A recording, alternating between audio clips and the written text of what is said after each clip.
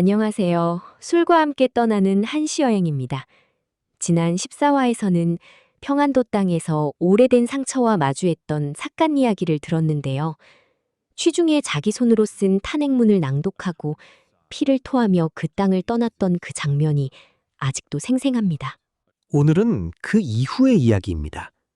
관서를 영구히 떠난 삿갓이 어디로 흘러갔는지, 결국 그가 발을 멈춘 곳은 전라도 화순이었어요. 그리고 이 땅에서 삿갓의 시가 달라지기 시작해요. 오늘도 구독자 여러분, 술 한잔 준비하셨나요? 채널 구독 아직 안 하신 분들은 구독과 좋아요, 알림 설정까지 눌러주시면 정말 큰 힘이 됩니다. 오늘은 풍자와 달관, 그리고 인연의 이야기입니다. 삿갓이 드디어 자기 자리를 찾아가는 화예요. 평안도를 떠난 삿갓이 전라도까지 내려온 거잖아요. 방랑 경로가 어떻게 됐던 건가요? 삿갓의 방랑은 이미 수십 년이 흘러 있었어요. 강원도 영월에서 시작해서 함경도, 평안도, 황해도, 충청도, 경상도를 돌았어요. 그 긴 여정 끝에 전라도 남쪽 화순까지 내려온 거예요. 화순이 어떤 곳이에요? 지금은 전라남도에 속하는 고을이에요.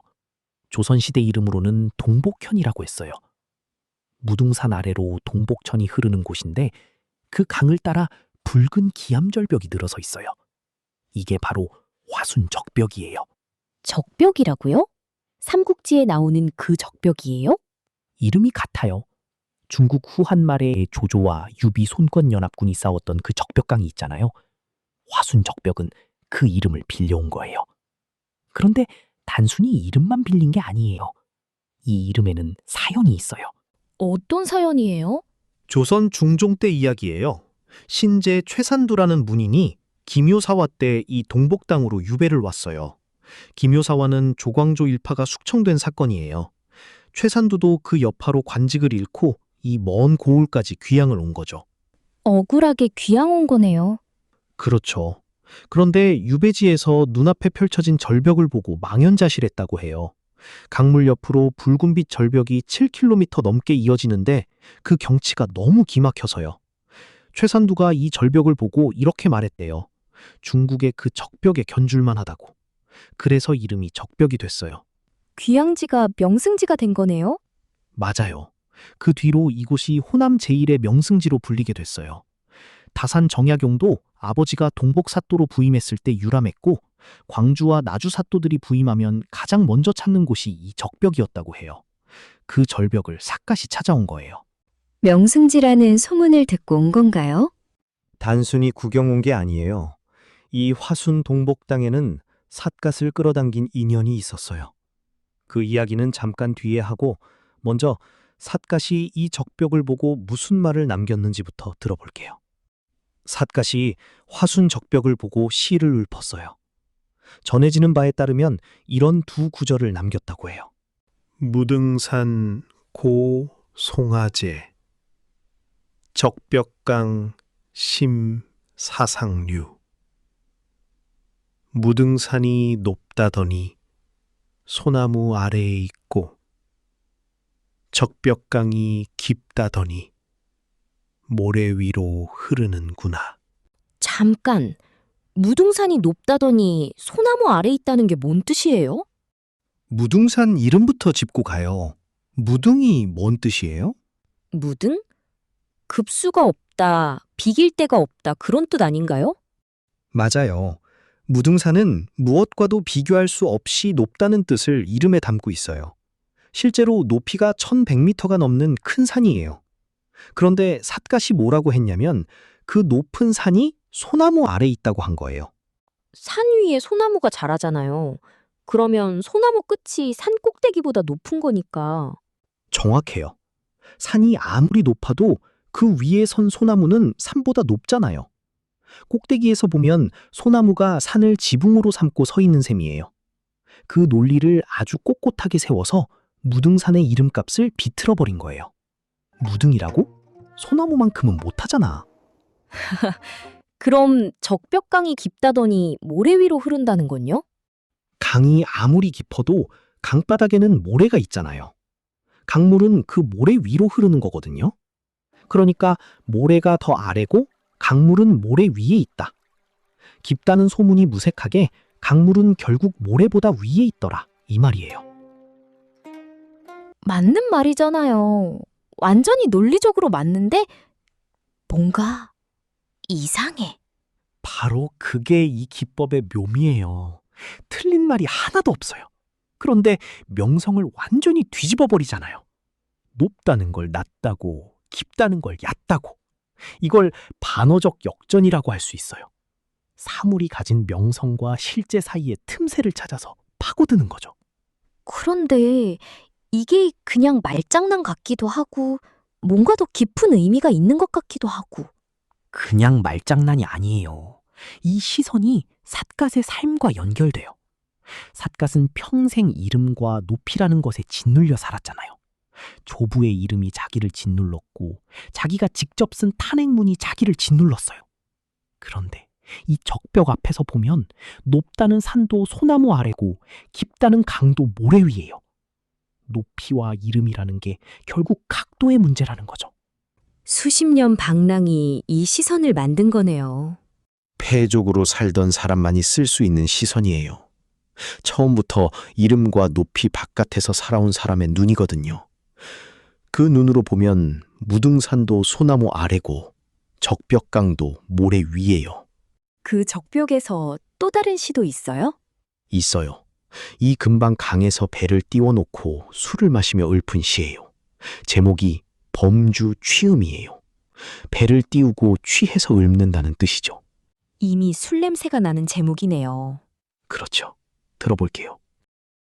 강비 적벽 범주객 지근 신풍 고주인 금세 영웅 전항우 당시 변사 주소진 강은 적벽이 아니지만 배 띄운 나그네요.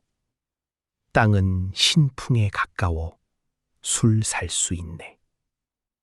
지금 세상에 영웅이 따로 있으랴. 돈이 바로 항우이고 변사가 따로 있으랴. 술이 바로 소진이지. 자기가 지금 배 타고 있는 강이 소동파의 그 적벽강은 아니라고 먼저 인정하는 거잖아요. 첫 구절부터 솔직하게 시작해요. 강비적벽. 이 강은 적벽이 아니다. 소동파가 적벽부를 읊었던 그 강이 아니라는 거 알아. 근데 뭐 어때? 나는 배 띄웠잖아. 범주객. 배 띄운 나그네는 나라는 거예요. 소동파 흉내 내는 거예요? 흉내라기보다는 적벽에서 배 띄우고 술 마시는 그 분위기를 즐기는 거예요. 중국의 적벽 부럽지 않다고. 그 다음 구절. 지금 신풍. 이 땅이 신풍과 가깝다는 거예요. 신풍이 어떤 곳이에요? 중국 한나라 때 좋은 술로 유명했던 고을 이름이에요. 신풍미주. 신풍의 맛있는 술이라는 표현이 있었을 정도예요. 삿갓이 이 화순 땅을 그 신풍에 빗댄 거예요. 술 구할 수 있는 좋은 땅이라는 뜻으로. 전라도 술이 맛있다는 말이기도 하겠네요. 그럴 수도 있어요. 그리고 세 번째 구절이 핵심이에요. 금세 영웅 전항우. 지금 세상에 영웅이 따로 있냐? 돈이 바로 항우라는 거예요. 항우가 누구예요? 항우는 중국 역사에서 힘으로 따지면 전설적인 인물이에요. 초나라를 세우고 한나라 유방과 천하를 다툰 영웅이죠. 그 항우 같은 힘이 따로 있는 게 아니라 돈이 있으면 그 힘을 다 살 수 있다는 거예요. 돈이 항우다. 오늘날에도 딱 맞는 말이네요. 마지막 구절. 당시 변사 주소진. 소진은 중국 전국시대의 유명한 변사예요. 입 하나로 6나라의 재상을 동시에 지낸 인물이에요. 그런 말솜씨가 따로 있는 게 아니라 술 한 잔 들어가면 누구든 소진이 된다는 거예요. 술 마시면 말이 많아지고 과감해지는 거 맞잖아요. 현실이야. 이 기법이 바로 전고법이에요. 고전과 역사 속 유명한 인물이나 고사를 끌어다 써서 현재를 비틀어 표현하는 방법이죠. 그냥 돈이 힘이라고 술 마시면 말이 많아진다고 직접 말하면 밋밋하잖아요. 그걸 항우와 소진이라는 전설적인 이름으로 풀어내는 거예요. 그러니까 이 시가 그냥 취중에 흥에 겨워 지은 것 같아 보이는데 사실 세상을 꽤 날카롭게 보고 있는 거네요. 맞아요.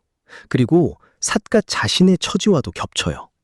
돈도 없고 신분도 없고 힘도 없는 사람이 강 위에서 배를 띄우고 있잖아요. 영웅도 아니고 변사도 아닌데 지금 이 순간 술 한 잔 있으니까 소진이고 배 위에 있으니까 소동파예요. 그 달관이 이 시에 담겨 있어요. 없어도 충분하다는 거잖아요. 적벽이 아니어도, 항우가 아니어도, 소진이 아니어도. 수십 년 방랑이 만들어준 눈이에요. 아무것도 갖지 않은 채로 강 위에 떠 있어도 괜찮다는 달관. 그리고 그 달관에는 뒷얘기가 있어요. 삿갓이 이 화순 땅에서 오래 머물렀다고 했잖아요. 그 인연이 뭔가요? 동복당에 창원 정씨 집안이 있었어요. 이 집안 사람들이 삿갓을 처음 만났을 때 떠돌이 나그네를 그냥 돌려보내지 않고 맞이했어요. 삿갓의 시 실력을 알아본 거예요. 알아봤다는 게 어떻게요? 전해지는 이야기에 따르면 삿갓이 이고을에 들렀다가 정씨 집안 선비들과 시를 주고받았는데 삿갓의 솜씨를 보고 그 집안이 깜짝 놀랐다고 해요. 삿갓이 워낙 행색이 남루하고 이름도 없는 방랑객이다 보니 처음엔 그저 술이나 얻어 마시러 온 줄 알았는데 막상 시를 지어보니 범상치 않은 거죠. 그래서 머물게 된 거예요? 네, 정씨 집안에서 삿갓을 머물게 했어요. 이 땅이 좋고 이 사람들이 자기를 알아보니까 삿갓도 발길을 늦춘 거예요. 그리고 이 동복 땅에서 삿갓은 3번이나 적벽을 찾아 시를 남겼어요. 3번이나요? 그만큼 이 절벽을 좋아했던 거예요. 봄에 왔다가 가을에 또 오고 다시 찾아오고 아마 계절마다 달라지는 적벽의 얼굴이 삿갓을 끌어당긴 거겠죠. 여름에는 초록 절벽이고 가을에는 단풍이 붉게 물들어 절벽과 구분이 안 될 정도가 된다고 해요. 그 적벽을 배경으로 배를 띄우고 술을 마셨던 거군요. 네, 그 장면이 바로 범주 취음이에요. 이 적벽이 아니어도 괜찮다. 신풍이 아니어도 괜찮다. 항우가 아니어도 괜찮다. 그 달관이 이 정씨 집안 사람들과의 인연 속에서 나온 거예요. 자기를 알아봐주는 사람들 곁에서 아름다운 강 위에서 술을 마시며 지은 시거든요. 방랑하는 동안 자기를 알아봐주는 사람이 많지 않았겠잖아요. 그렇죠. 삿갓은 패족이라는 굴레 때문에 이름을 숨기고 다녔어요. 자기가 누군지 밝힐 수 없는 사람이잖아요. 그런 삿갓을 이 집안 사람들은 시만 보고 알아본 거예요. 이름 말고 시로. 그게 삿갓에게 얼마나 큰 위로였겠어요. 시인이 시로 인정받은 거잖아요. 다른 게 아니라. 그 인연이 이 땅을 삿갓의 마지막 안식처로 만들었어요. 방랑의 끝 무렵 수십 년간 짚고 다니던 죽장을 내려놓고 이 동복 땅에 눌러 앉은 거예요. 방랑을 멈춘 거잖아요. 네. 이 인연이 삿갓의 발걸음을 점점 느리게 만들었어요. 아직 방랑은 계속되지만 이 동복 땅만큼은 삿갓이 기꺼이 다시 찾아오는 곳이 됐어요. 시만 보고 알아봐줬다는 게 삿갓한테 굉장한 위로였겠어요. 이름도 없고 신분도 없는 방랑객을 시 한 편으로 알아본 거잖아요. 그게 이 땅이 삿갓을 붙잡은 진짜 이유예요. 오늘 두 시를 같이 보니까 처음엔 풍자인 줄 알았는데 결국 달관이고 그 달관 뒤에는 인연이 있었네요. 그게 이 화의 구조예요. 무등산이 소나무 아래라는 건 이름과 높이를 비트는 반어적 시선이고 범주 취음의 돈이 항우고 술이 소진이라는 건 세상을 비트는 풍자예요. 그런데 그 두 시선 뒤에는 이 동복 정씨 집안과 인연이 있어요. 혼자였으면 그냥 씁쓸한 비틀기로 끝났을 텐데 자기를 알아봐주는 사람들이 있으니까 그게 달관으로 바뀌는 거예요. 사람이 있어야 달관도 가능하다는 거네요. 맞아요. 외롭게 비트는 건 달관이 아니라 자포자기예요. 이 시들이 달관으로 읽히는 건 이 강가에 삿갓 혼자가 아니었기 때문이에요. 다음 화는 어떤 이야기예요? 다음 화에서는 이 화순에서 삿갓이 남긴 전혀 다른 계열의 시를 볼 거예요. 언문과 한자를 섞어서 아주 독특한 방식으로 욕을 하는 방법이에요. 달관하는 삿갓이 아니라 다시 날카롭게 세상을 긁는 삿갓으로 돌아오는 화예요. 달관했다고 해서 날이 무뎌진 건 아니었군요. 물론이죠. 다음 화가 기대되신다면 오늘 영상 좋아요와 구독 버튼 꼭 눌러주세요. 알림 설정까지 해두시면 다음 화 놓치지 않으실 수 있어요. 댓글로 여러분의 생각도 남겨주세요. 다음 화에서 만나요.